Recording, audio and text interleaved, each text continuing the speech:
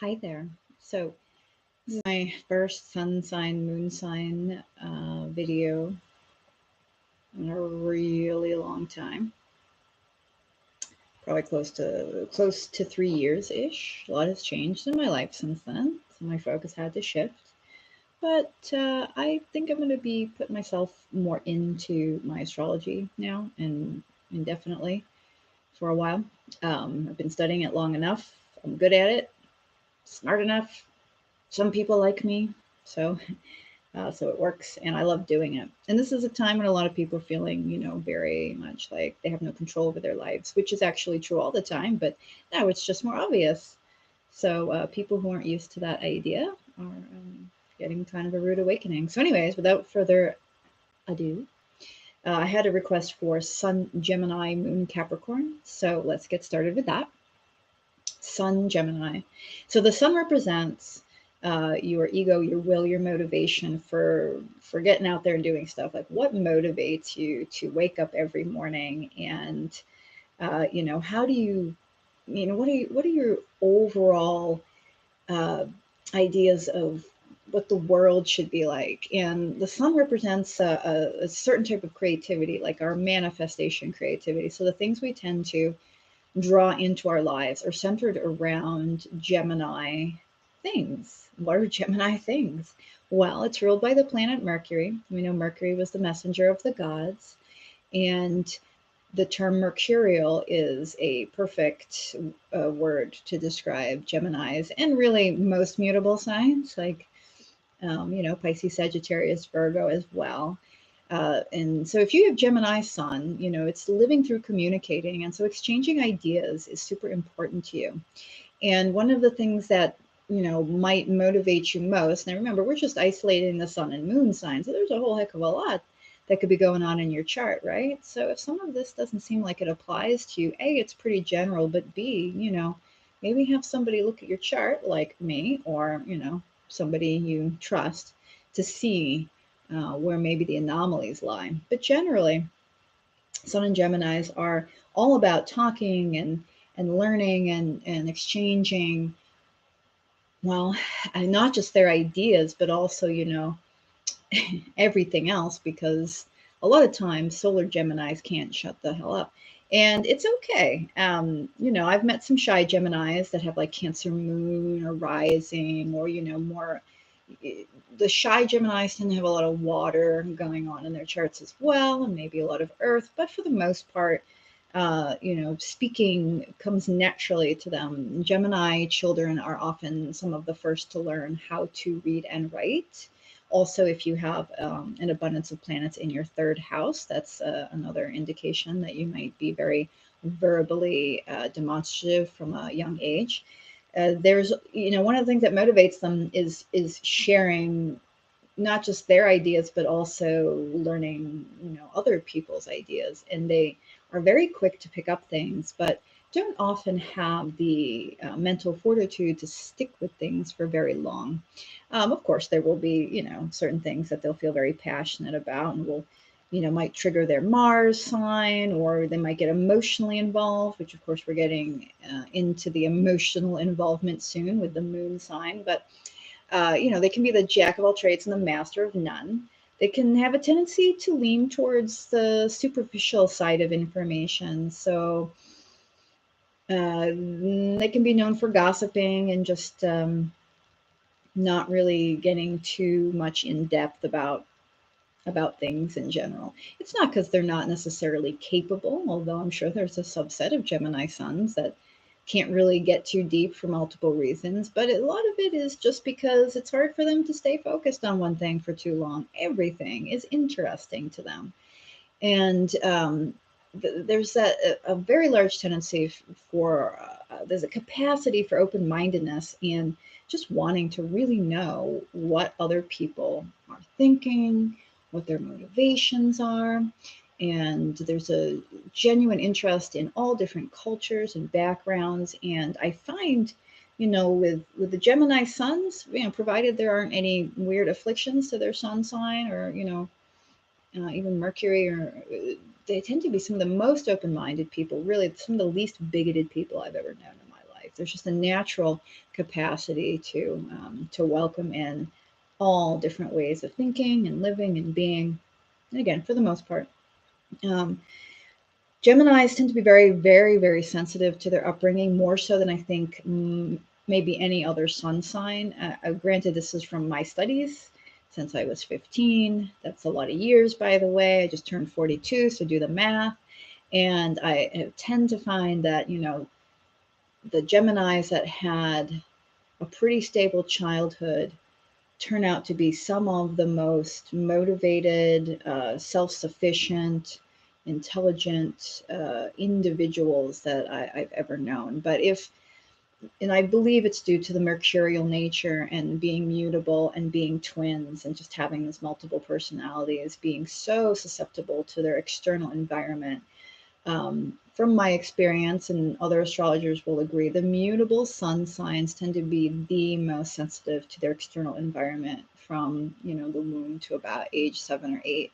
So I have met quite a few Geminis who were abused in some way, and they come out very bitter. And there's no real correlation between other things in their chart. It just seems to be, in some ways, the Gemini sun coupled um, with some earth signs can make them a little bit bitter, or if they're not bitter, they become very narcissistic. And I really hate to go with the stereotype that most Geminis are kind of selfish and childish and narcissistic, but if they grow up in a certain environment where they're not valued, like Geminis need that external um, validation early in life. They don't, they don't really come with a lot of their own internal validation, but they will make it up if they don't get it early on. So it's very important to, you don't want to indulge your Gemini child, because they will grow up thinking that their shit doesn't stink if you spoil them. They're very much into, like I said, you have to remember that their motivation kind of comes from a place of a child. So they're not super developed in the sense that they're not the most self-reflective people in the world. I would probably say that about the first 4 signs of the zodiac. If again, this is generalities, but if you have an overabundance of those first 4 signs of the zodiac in your chart somehow, sun is obviously very powerful, and so is moon. It seems that there is a very high tendency to come from just a more me attitude, and Gemini seems to reflect that. Aries too, the most. So the childhood is super important. If you're raising a Gemini child, make sure that you tune into their interests and let them pursue things, and don't try to make them stick with things if they aren't super interested. But at the same time, it is important that Geminis learn early on that it is good to follow passions and to discipline themselves. So mental discipline is really, really important for any Gemini, any Mercury Gemini. And I would say if you have both Sun and Mercury in Gemini, especially. So if you're raising a Gemini, a lot of validation, but truthful validation. You definitely want to be able to give them constructive criticism, but also to teach them as much self-discipline as possible. It will be very, very important for them when they get older. And then they can have that nice balance of, learning when it's right to move on from a pursuit or a passion, and when it's right to stick with it. Okay. Most of you know about Gemini's sun. If you're a Gemini, you've read probably hundreds of different descriptions about you in astrology books and newspapers. So let's move on to moon in Capricorn. So the moon represents your second chakra type energies, right? Sun would be considered third chakra. And, so if you're into the energy systems, then you have something to compare it to. But basically, it's your instincts and your intuition, your emotional security, and what makes you feel safe emotionally, what makes you feel powerless emotionally. And it can tell a lot about your upbringing and a lot about what your triggers are. So honestly, the moon sign and the house it's in and all of the aspects to it from other planets and objects can be a huge tool for healing your psychological triggers and your emotional wounds, big time. So astrology has this great ability to tune into that sort of thing. And I have not yet interpreted anybody's childhood in a way that is incorrect. You can get very, very, very detailed if you know how to read a chart about a childhood. And Moon in Capricorn is a very tricky place to have the moon. It is not a comfortable place for it to be placed. So the moon is comfortable in Cancer. Most people know that, nurturing, and the moon is a highly, highly feminine uh, object. It's not a planet, right? So anything associated with it, if it's also a feminine sign, that's kind of good. But Capricorn is to me, it's a very it's an energy that I've become very familiar with over the last few years. And as I interact with people with Capricorn energy, and I observe them, I see that it's a sign with a lot of dichotomies. I feel there's a lot of nuance. I mean, there's a lot of nuance in any sign, but Capricorn can really run the gamut between, being super serious, sullen, and dour, and being, very lighthearted. But it comes from a place of knowledge. It doesn't come from the Gemini place of lightheartedness, which is kind of like naivete. Whereas Capricorn's lightheartedness comes from learning that life can suck and there's darkness and there's things that seem unjust, but overall you can choose to rise above and not be a victim of it.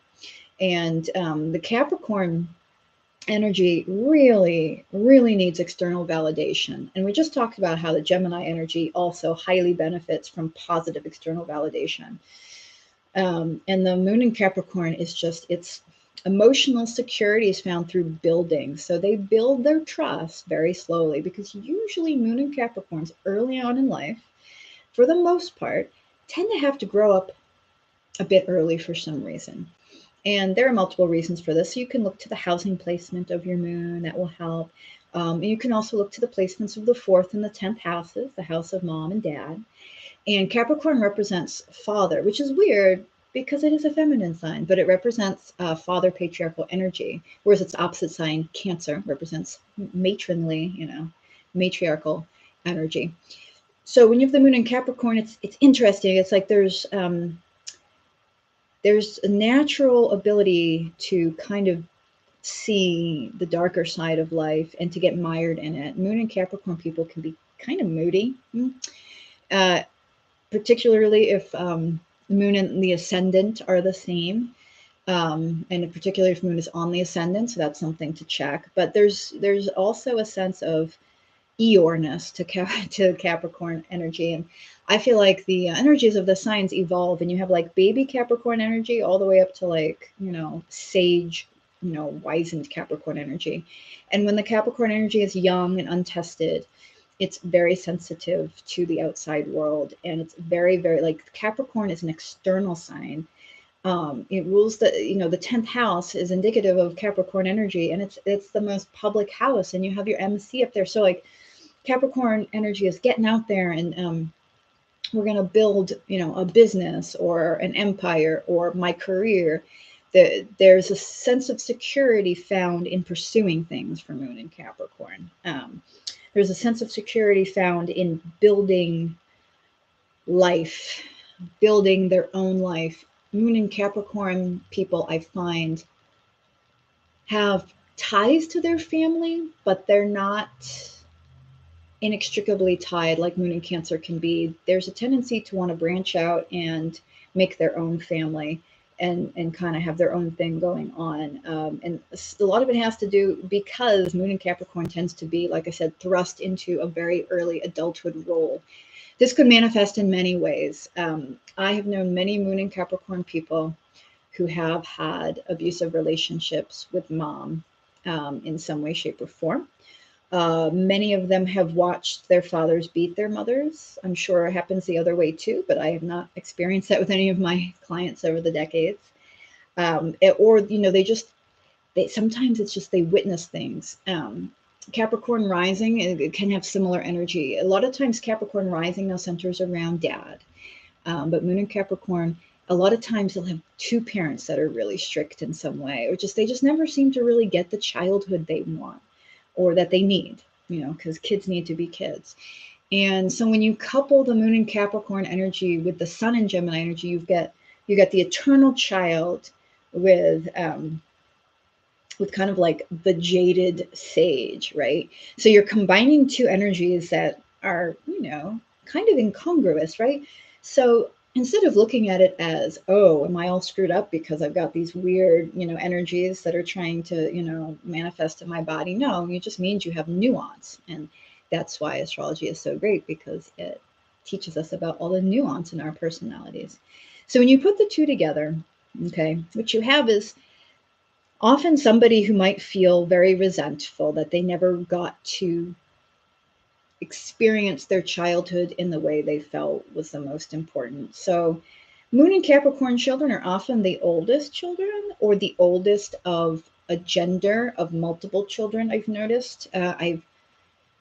I don't know if I've ever known a youngest child Moon in Capricorn, although I'm sure they exist. But even if they are younger in chronological order, for whatever reason, this child was responsible for other things, or maybe other siblings, or there's just a sense that they got a lot of things piled up on them, and maybe and it could be the one reason they could actually handle it in some way. But also to have adulthood thrust on you with no real guidance can be very traumatizing, right? So sometimes these people can walk around feeling a little bit victimized, and they're going to project that lack of full childhood onto the world around them. Now, let's say Moon in Capricorn had a pretty darn like normal childhood with no discernible abuse or traumas.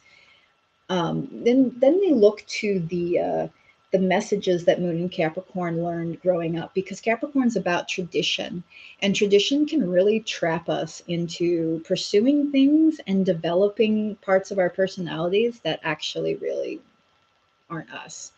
Um, I used to say, and then I saw a meme that had similar wording, that like tradition is just like pressure that's put on you by dead people, like past generations. Like you got to do your own individual thing. And so when Moon in Capricorn, might have been forced to do things traditionally, or they are forcing themselves to do things in a traditional way because that's what they learned, or that's what they taught, or if somehow they were told, you're never going to make anything of yourself unless you follow these arbitrary rules that society puts out for you. There's a lot of, Moon and Capricorn kids with the Gemini energy can be extremely observant of their environment. Um, and But again, Moon and Capricorn kids, I think, are very sensitive to the big bad world out there. And the big bad world can be very scary. And so there's a tendency to want to retreat.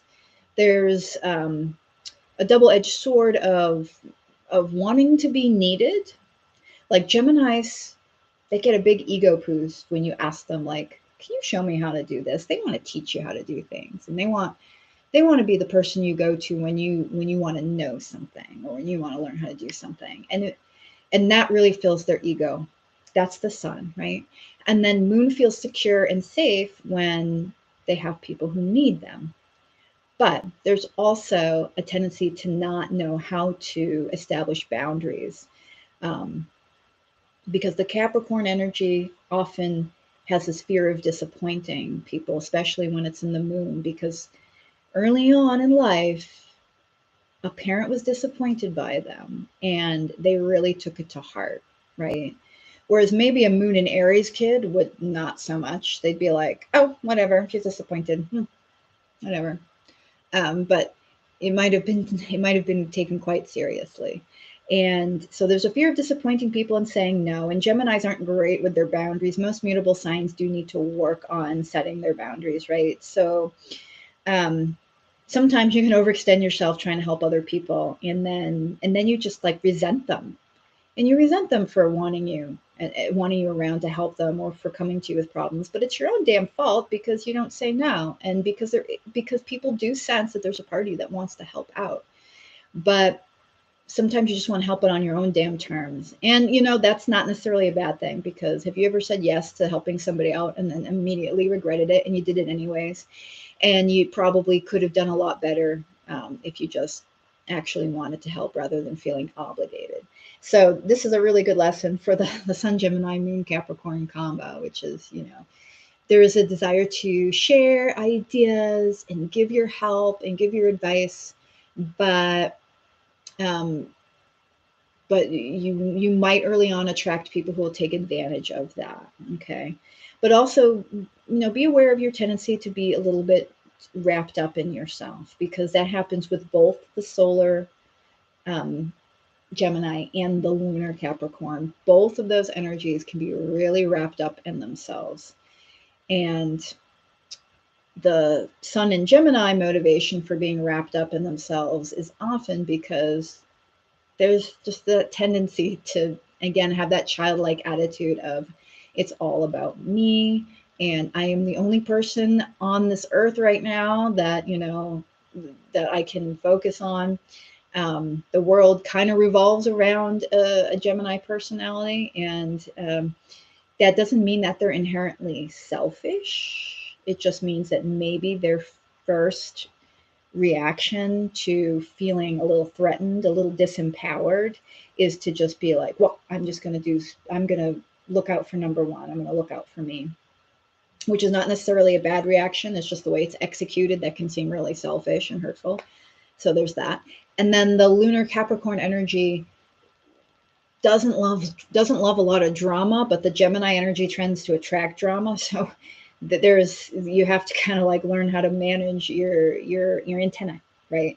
Like learn how to discern whether people are out to kind of use that natural tendency to kind of be open and want to help, or you're just attracting people who, because as Gemini can be flighty and fickle and can be very mercurial, that Capricorn moon will lend a lot of grounding. And so your ability to attract people of all different types of personalities is huge, because again, your personality is so nuanced just from your sun and moon being together.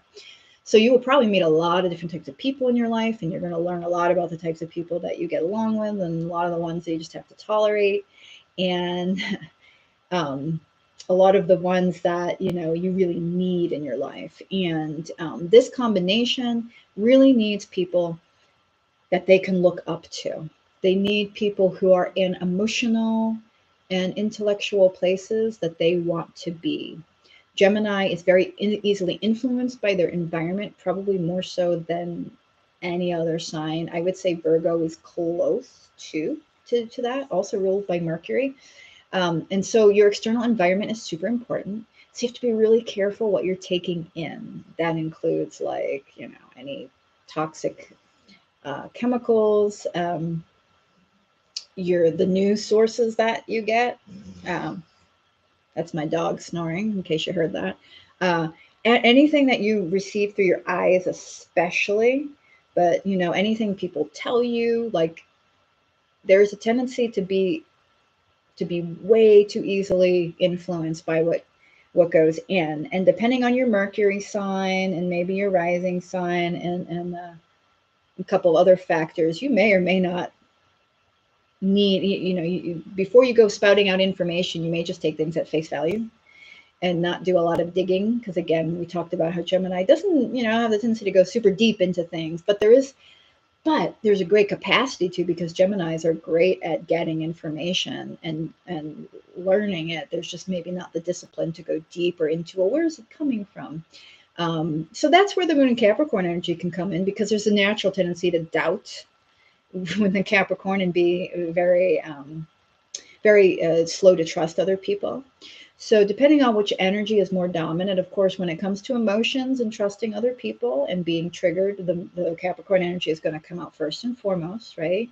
So it's hard to build an emotional connection a lot of times with moon and Capricorn, but when that moon and Capricorn picks a person, that's their person. Like they have picked them out and they trust them. And so they may not be the most verbally demonstrative about how they feel about you, but if they're picking you to be that, like a close friend or a lover or whatever, they clearly they feel that you're worth it, because they're not going to let just anybody in. They had, too much stuff going on early in life. And again, like I said, their tendency is to focus more on the darker aspects of emotional life. And when they grow and they mature and they learn how to make better decisions on who they let into their life, because of course, we all let people in that can use and abuse us, but it's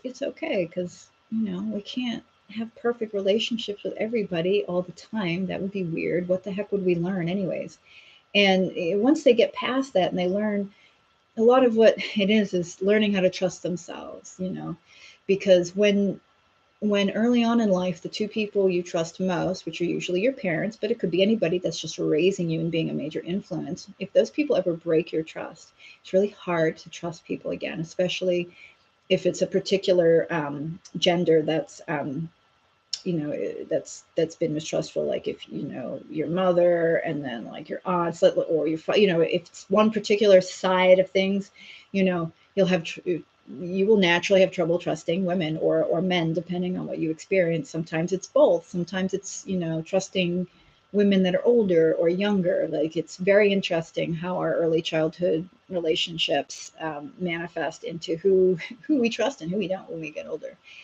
Moon and Capricorn can like I said, once they make that decision about somebody, they will be loyal. They will be emotionally loyal. I can't tell you what they're going to do with their private parts because I don't know their Mars sign and anything in the seventh house, or where Black Moon Lilith might be. Like, they're, but they will definitely be emotionally loyal for sure.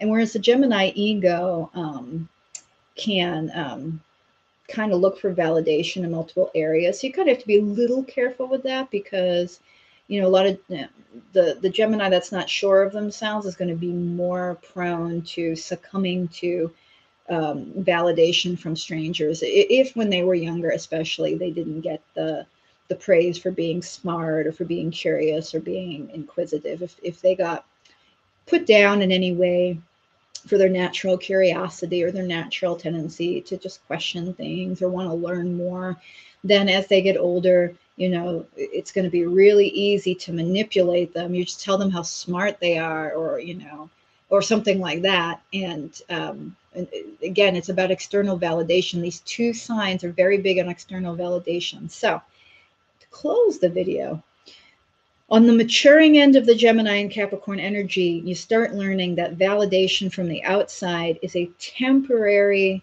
feel good, but it's not a long lasting feeling. And you're constantly always looking for new people to tell you this or to tell you that about yourself.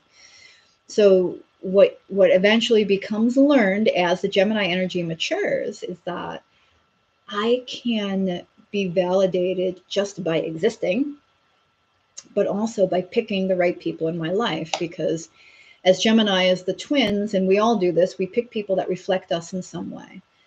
So instead of looking for people to tell you all these wonderful things about you, why don't you just find people in your life that you feel good about supporting and complimenting, and you can see those good things reflected back in you.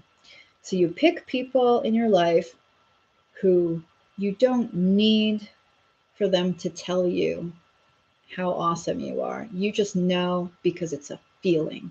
And the reason for this is because Gemini is so stuck in their head. So stuck in their head. And, words can mean more than actions to them, because for them, ideas and words have a ton of meaning. And when they say something, it's a big deal. So what I would say to the Sun Gemini is get to be more observant, watch people's actions and watch how you feel around them. Feel how you feel. I can't stress this enough. And then Moon and Capricorn is the same, because Moon and Capricorn tends to shut themselves off from their feelings because it's just too much. It's too much. There's too much tendency to go down that dark rabbit hole. And Moon and Capricorn, as they grow, they learn how to trust their own instincts again. Because when they were younger, and again, if adult themes were, thrust upon them early, that means they couldn't trust anyone around them to be the adult. They had to do it. Or they couldn't trust anyone around them to act like an adult, like, to manage their anger, or to, be responsible in some way that they, whatever it was.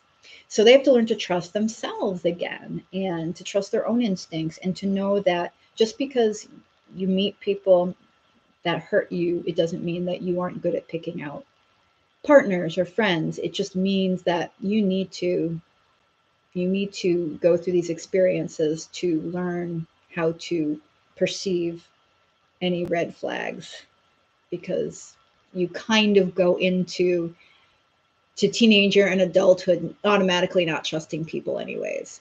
So if you want to develop really good relationships and really good emotional bonds with other people, you have to develop your own emotional bonds with your own instincts, and that can take time and patience, because remember, Capricorn is the builder. It doesn't take shortcuts. So emotional healing can take a while for the moon Capricorn, but once they embark on it and they decide they do want to work on whatever it is they need to work on that has to do with their triggers and their feelings of safety with other people, they will slowly but surely work on it. And that's one thing you can count on with that lovely Capricorn energy is there's a steadfastness to the earth sign,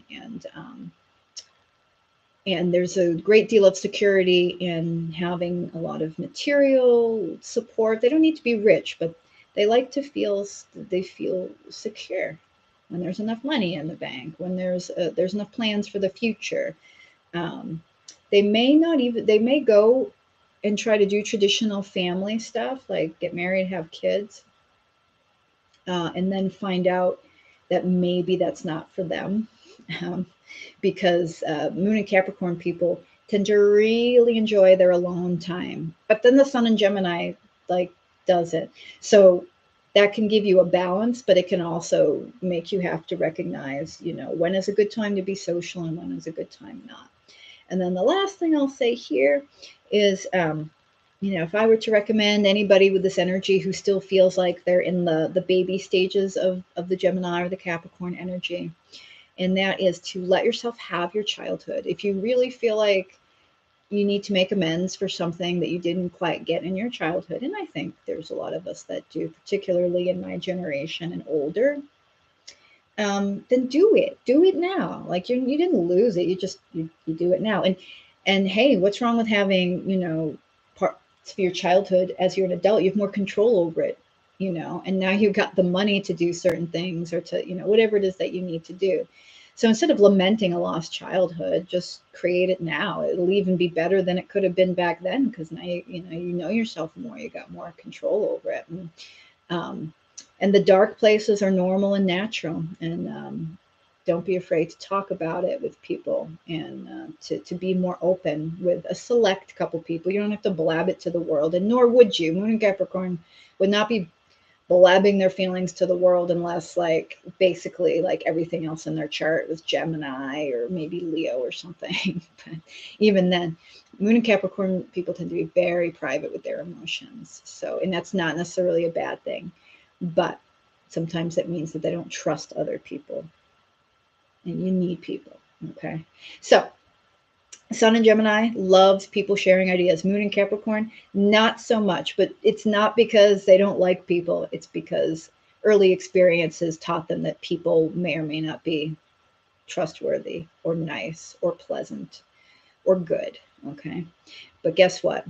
You're an adult. You can change it. You can change your perspective, and you can make changes for yourself. So if you want to find out more about your chart, just feel free to send me an email. All the deets are in the description. And yes, I do this for a living. And many times I get emails from people asking, "Ooh, can you read my chart?" And then I say, "Yes, I can do it." And then I send them a list of prices. And then I either get no reply back, or I get, "Oh, I was kind of hoping you would do this for free." So guess what?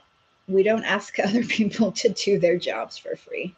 So I'm happy to work on a sliding scale, but I do not work for free. But I do work because I love to do this. So rest assured, you will get a very detailed reading, and we will have fun together. All right. Well, thanks for listening.